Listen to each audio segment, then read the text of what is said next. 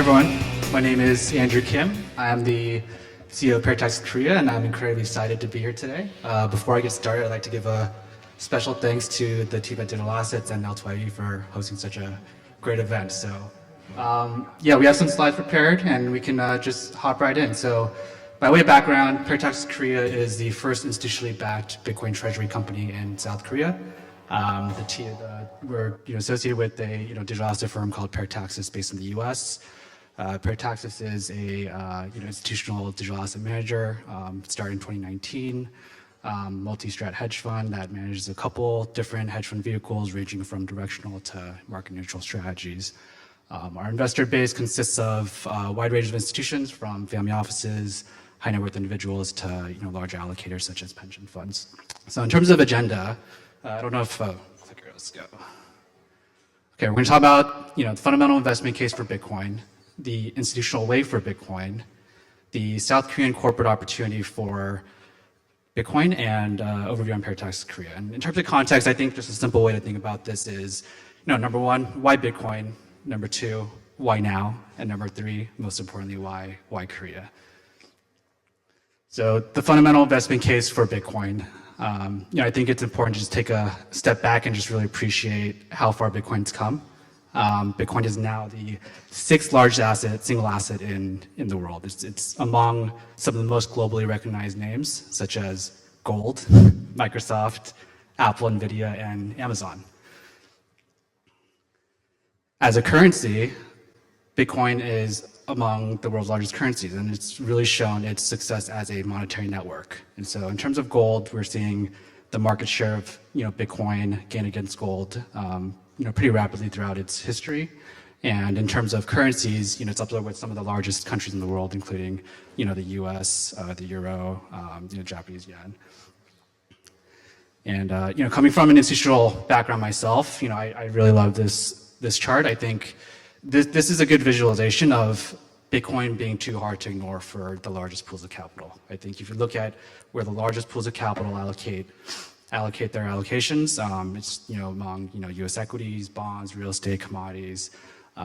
If you're a pension fund CIO, endowment CIO, or sovereign wealth fund manager, I think looking at these numbers, it's just clear that Bitcoin is too hard to ignore the the return profile. And even beyond Bitcoin as financial asset, it's obviously important to look at the actual fundamental health of the network. And so, Bitcoin as a network, I think total settlement volumes are reaching all-time highs. If you look at total value transferred, we're at $3.5 trillion. That's over 100% year-over-year growth. The average transaction size is reaching around $20,000, which is an indication that users of the Bitcoin network are increasingly, having more confidence in the settlement assurances of the Bitcoin network. And the last stat I love, it's median transaction fee of $2 against the average transaction size. That's a 1 basis point transaction fee for this network. And despite all the growth of Bitcoin into $1 trillion asset today, what's most exciting is that we're still incredibly early for Bitcoin. I think versus the largest asset class in the world of real estate, bonds, and equities, it's a tiny fraction. But what excites me even more is that even smaller asset classes such as gold, art, and collectibles, Bitcoin hasn't even surpassed those asset classes today. So I think the conclusion is we're still very, very early innings of Bitcoin as a global asset. And so I think this is all previously was all historically looking, but if we think about the next 20 years, this is a projection model that I looked up from Strategy, who's open source published this, and if you think about the growth rates of other asset classes in the world, from gold, art, equity, real estate, bonds, and currencies, those tend to range from 5 to 10% growth, which will be consistent with most institutional research you read. And if we think about Bitcoin's growth over the next 20 years. Even if you have a deceleration of compounded growth down to around 30% from the historical 60%, over 20 years, that's 100x growth in Bitcoin as an asset class. So again, if you're thinking in the perspective of a CIO of a large institutional manager, when you're evaluating all these different asset classes, Bitcoin is really the only one where you could comfortably say there is a long duration, durable growth profile for this emerging asset. And so why now, right? I think it's an exciting time in Bitcoin today. We're in the midst of an institutional wave for Bitcoin, and I think that was really kicked off by the BlackRock ETF. And so, as soon as the spot ETF was released by BlackRock, the world's largest asset manager, we had clear validation from the market that there was incredible demand for Bitcoin. It was their most successful product ever in terms of ETF launches, and was able to accumulate $4 billion of net inflows within under or just over 200 days. And in terms of the buyer pool, right, there's a lot of interesting data here. What this clearly shows is that we're in a transition period of Bitcoin, transitioning from a kind of personal asset to an institutional asset. The largest buyers of Bitcoin today are funds and ETFs as well as corporates, and the largest sellers today are individuals. Typically, these are individuals that have bought Bitcoin early in its life cycle and are natural sellers at these levels today. And so we're really in this inflection point of Bitcoin as an institutional asset, and I think the data is really exciting here. And 15% of Bitcoin today is already owned by institutions. Most notably ETFs as a category, 6%, and various countries, private companies, public companies, which obviously is where we sit, and that started with Strategy, formerly known as MicroStrategy, adopting their Bitcoin treasury strategy in 2020, and currently owning over 3% of all Bitcoins in existence. And so if you look at the regulatory landscape, institutional flows will follow regulatory changes, and so it's very positive to see net more access of Bitcoin across most jurisdictions in the world. I think for Korea specifically, there's a lot of exciting jurisdiction that's coming out of the pipeline, and the opening of the institutional market in Korea. And beyond institutions, if you look at sovereigns, if you asked me 2 years ago, would countries be accumulating Bitcoin, and would there be actual legislation of a national strategic Bitcoin reserve in the US, I would have thought, you're crazy, but here we are. And in terms of the largest buyers of Bitcoin today, or the fastest growing category, it's on the corporate side. And I think there's a lot of attention on corporates today with digital asset treasuries.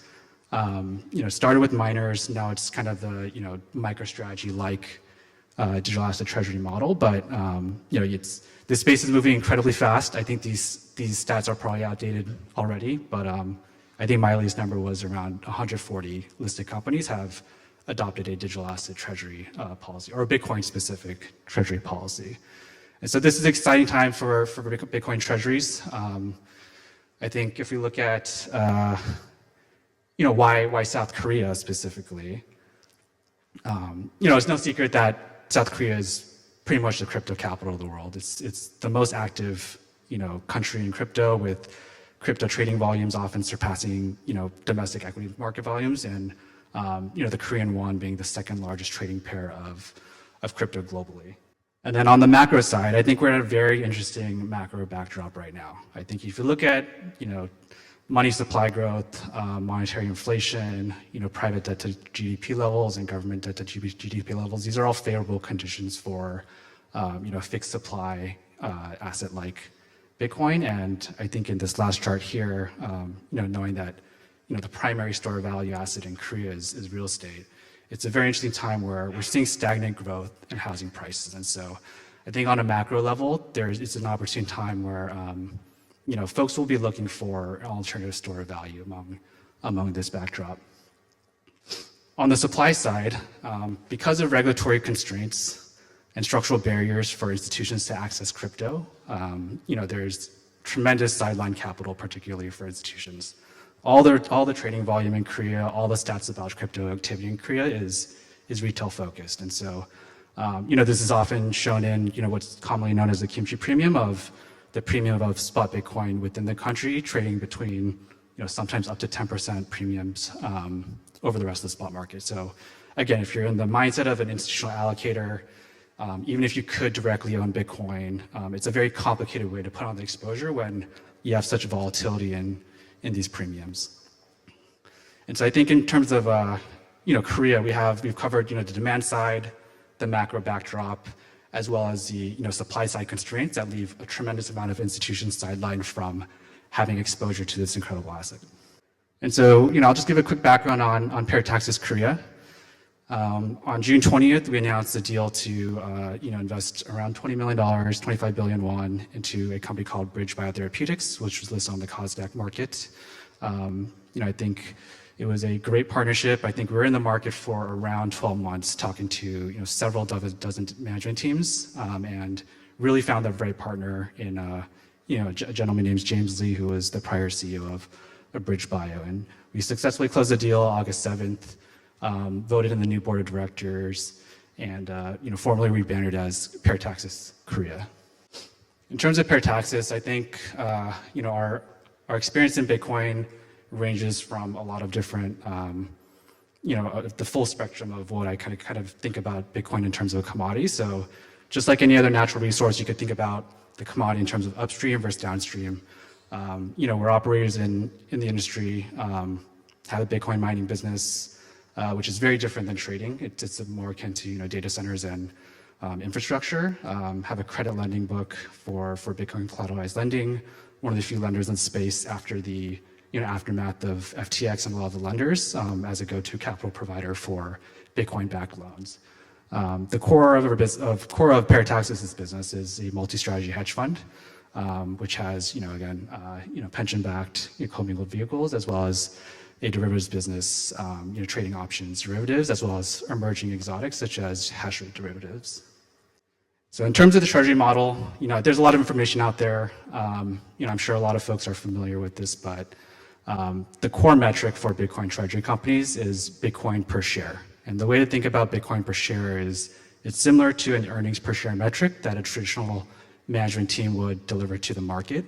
But instead of buying, an earning stream from the company, investors in digital asset treasuries are buying, balance sheet metric of, how much Bitcoin per share am I owning as indirectly owning as a shareholder of this business. And so, the primary fiduciary duty for management teams of digital asset treasuries is to deliver, durable, compounded Bitcoin per share growth. So how do we do that?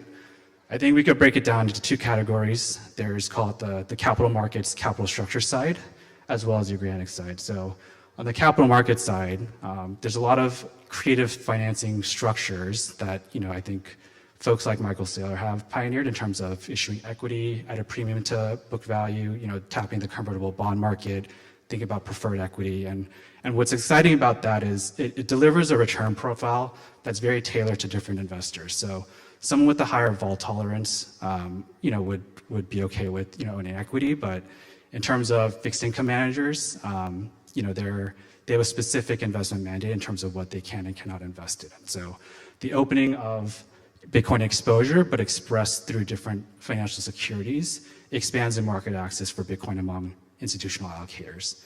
And so that's pretty proven playbook in terms of Bitcoin treasuries today.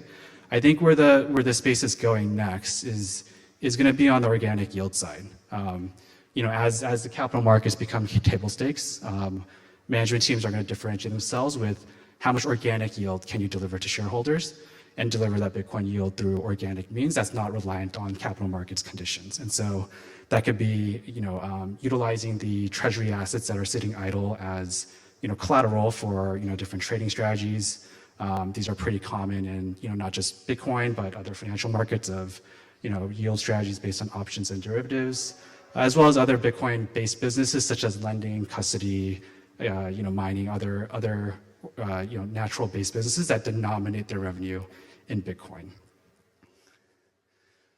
And in terms of the management team, I think we've surrounded ourselves with some incredible folks. Again, our focus has always been on the institutional side of Bitcoin and crypto, and the board consists of myself as CEO, Edward Chin, who is a founder of Parataxis in the U.S., James Lee, who is a former CEO of Bridge Bio and is still very involved in the business today, leading the legacy biotech business. Chungi Hong, who has a long tenured, successful career in traditional finance, as well as was head of Asia's Cumberland, or head of Asia for Cumberland, and he's both crypto native as well as it's very successful, senior executive in traditional finance. On the regulatory side, we have Two partners from Shin and Kim.